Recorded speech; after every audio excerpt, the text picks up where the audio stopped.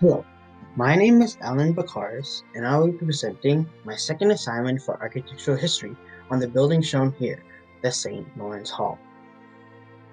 So, the St. Lawrence Hall was the first large meeting hall in Toronto.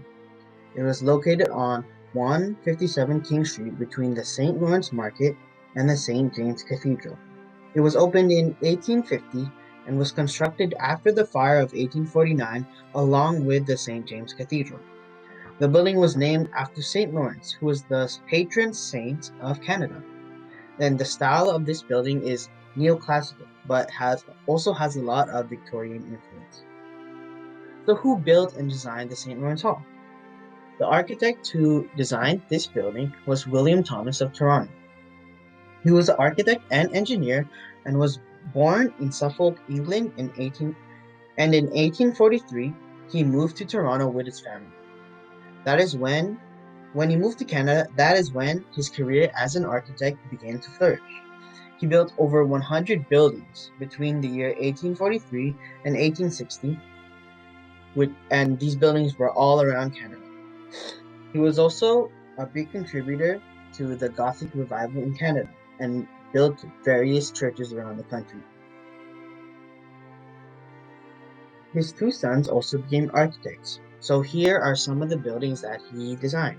So St. Paul's Church in London, St. Michael's Cathedral in Toronto, St. Matthew's Church in Halifax, and his most famous building other than the St. Lawrence Hall is the Brock Monument in Queenston. So what was the St. Lawrence Hall used for? The St. Lawrence Hall is a banquet hall. The first floor contains commercial businesses such as the Financial Services Center. The second floor contains offices, and the third floor is where the assembly room and 1,000-seat amphitheater is located. This is where various special occasions are held, such as receptions, lectures, and concerts. As you can see here, this photo is of the St. Lawrence Hall, but viewed from the St. Lawrence Market. As you can see, the dome or the cupola on the top of the roof of the St. Lawrence Hall. The structural design. On the second story, there are composite engaged columns in the center, which means there are columns that are embedded into the wall, as you can see right over here.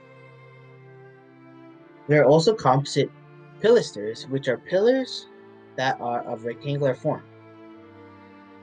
The roof, which is shown here, is a mansard roof, which is effective when there's a lot of snowfall. As you know, in Toronto, during the winter months, there's a lot of snow.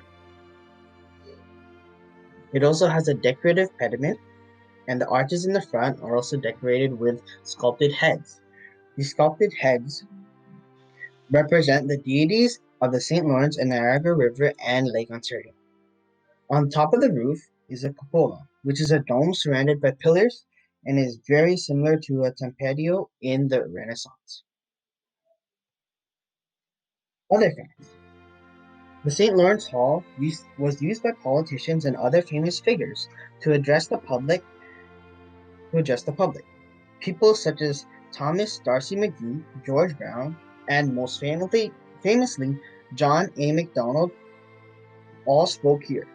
Also, on the centennial anniversary of the country's independence, the building was rebuilt and declared a National Historic Site. So thank you for listening to my presentation, and here are my sources. Thank you for listening.